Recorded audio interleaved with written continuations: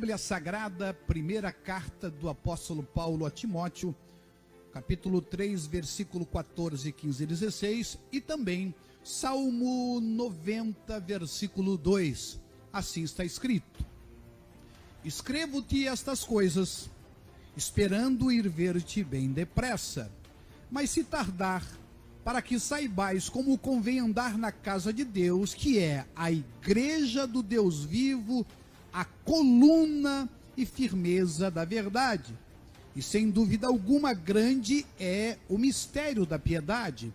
Aquele que se manifestou em carne, foi justificado em espírito, visto nos anjos, pregados aos gentios, crido no mundo e recebido acima na glória. Salmos 90, versículo 2 diz assim: antes que os montes nascessem e se formassem a terra e o mundo, de eternidade a eternidade, tu és Deus. Ore comigo. Deus eterno, Pai, obrigado por esta noite, obrigado pelos meus irmãos e pelas minhas irmãs. Agora, meu Deus, vem falar aos nossos corações. Vem ensinar-nos, meu Deus, aquilo que de fato, ó Pai, tu desejas que aprendamos nesta noite. Faz a tua obra, faz, ó Deus, em nosso coração. Recebendo, Senhor, a tua palavra, nós aqui estamos prontos, ó Pai querido, de verdade, para que os frutos, meu Deus, aconteçam em nossa vida, em nome de Jesus Cristo. Amém. Graças a Deus. Queridos, por favor, se assentem e preste atenção no que Deus quer falar a você nesta noite. Nós temos falado a respeito de verdades que precisam estar muito bem clareadas em nossa vida, para que a nossa espiritualidade seja de fato uma espiritualidade que produza frutos. Mas a Bíblia diz que Deus não quer qualquer tipo de fruto. Lá no capítulo número 15, versículo 16, diz que os frutos que Deus quer que nós possamos dar são frutos que permanecem, frutos eternos. E quando a gente entende de fato o que isso representa, nós conseguimos alcançar aquilo que Deus está buscando que nós também entendamos, e que a palavra de Deus no livro de 1 Timóteo, no capítulo 3, fala a respeito de que somos nós, a igreja do Deus vivo, que somos aqui na terra a coluna e a firmeza da verdade. A gente já aprendeu tanto do verso 14, no verso 15, semana passada abordamos o verso 16, mas eu quero voltar ao verso 16, porque quando a palavra de Deus fala a respeito desse mistério da piedade, ele vai falar a respeito daquilo que de fato é a nossa história, a história da humanidade. Quando Deus na eternidade estava lá na sua perfeita harmonia, naquilo que os teólogos chamam de pericorese, ele decidiu no supremo conselho eterno, na Trindade Santíssima, que iria criar para manifestar o seu amor, não para demonstrar o seu poder, mas para que em nós as suas virtudes fossem espelhadas, porque a Bíblia fala de imagem de Deus. Nós somos a imagem de Deus, criaturas com quem ele pudesse se relacionar de fato, não como robôs, não como autômatos, não como programados, mas como que de fato alguém que respondesse ao amor que ele estava expressando. Por isso, a Bíblia fala no texto que nós lemos no livro de Salmo, capítulo 90, que existe de eternidade a eternidade. E eu gostaria de propor a vocês, de nós entendermos esse texto do capítulo 90 do livro de Salmo, versículo 2, na seguinte perspectiva: a primeira eternidade, vamos dizer assim, claro que existem outras possibilidades. Existem outras nuances que nós não vamos poder aqui agora abordar, mas vamos colocar dessa forma. Primeira eternidade, nós vemos Deus na sua perfeição, ali, unidos, Pai, Filho e Espírito Santo. Lá, não era Deus, e eu vou explicar para você por quê. Porque Deus, irmãos, ele passa a existir, na verdade, aí está, né, um dos grandes mistérios, a partir da criação, porque antes só existiam as três pessoas da Santíssima Trindade, em perfeita harmonia, que nós, com a nossa mente finita, não conseguimos alcançar, mas um dia nós vamos poder conhecê-lo e teremos a eternidade para isso. Então você imagine como isso é grande. Então lá, nessa primeira eternidade, Deus decidiu fazer o homem. E aí existe aquilo que é a criação do tempo, a história. Então pensa assim, a eternidade, mas pensa algo assim que você não consegue alcançar. E a outra eternidade, ou seja, é depois de tudo, meu irmão, que aqui já aconteceu.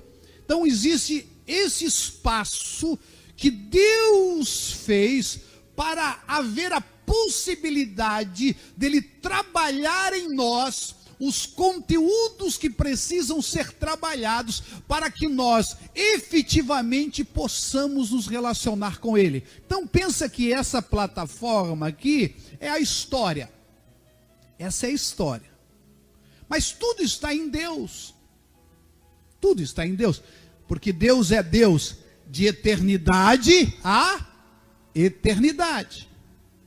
De eternidade a eternidade, segundo a Bíblia Sagrada, Ele é Deus.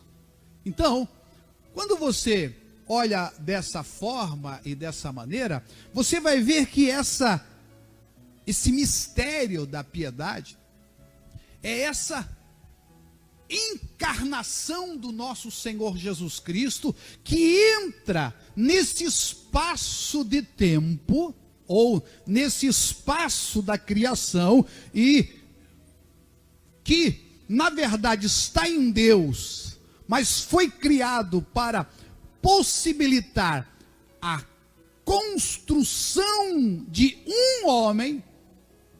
É interessante isso, porque às vezes a gente pensa que Deus está fazendo muitos homens, né?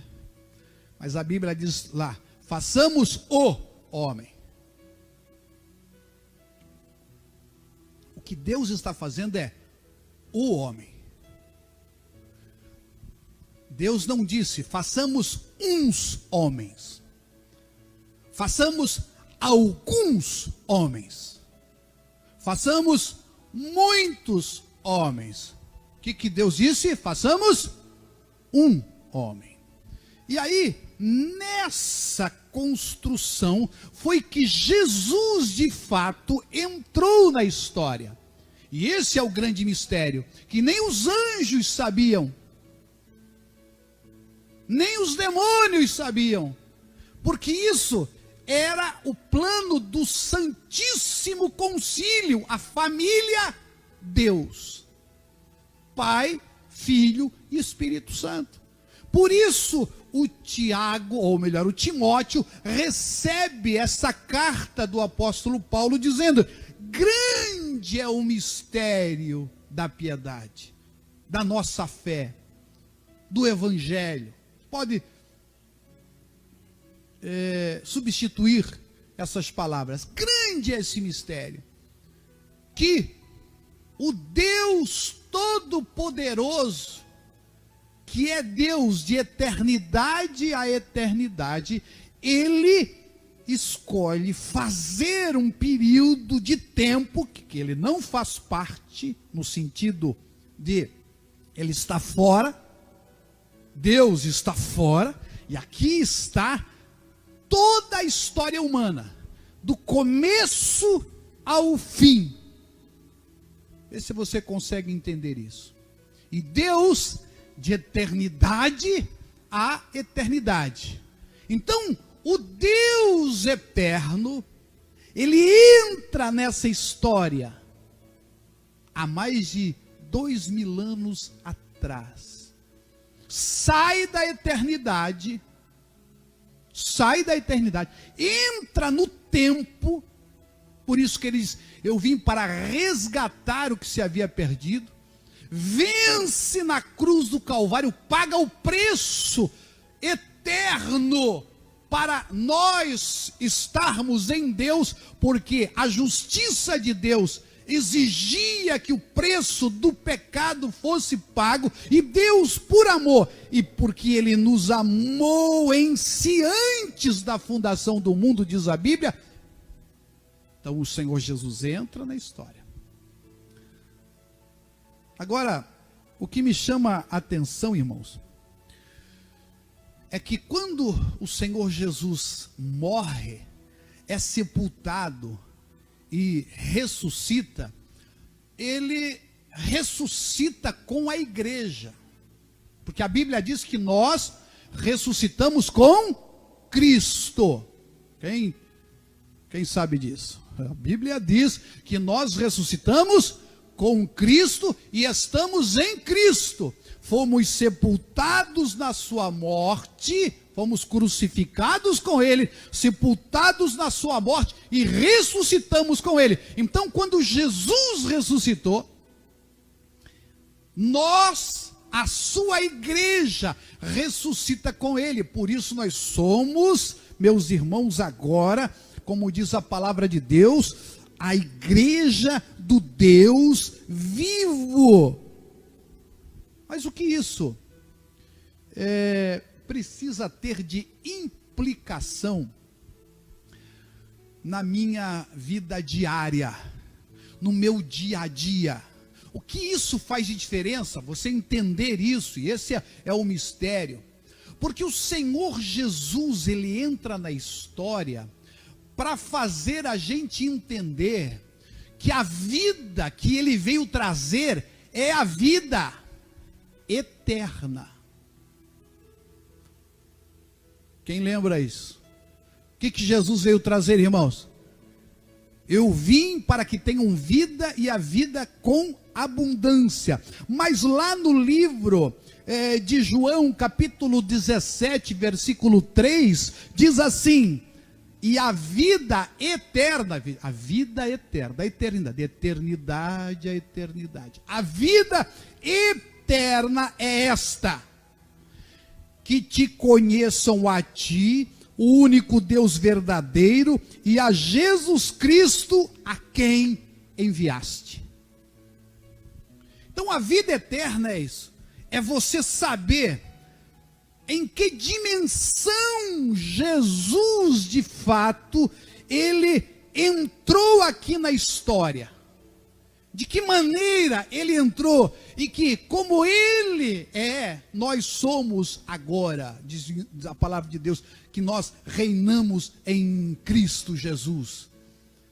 Porque se você não entender isso, irmãos, você vai pensar que o Senhor, Ele tem uma vida para você, uma vida eterna, e eu vou aqui chocar você, porque não existe vida além da morte.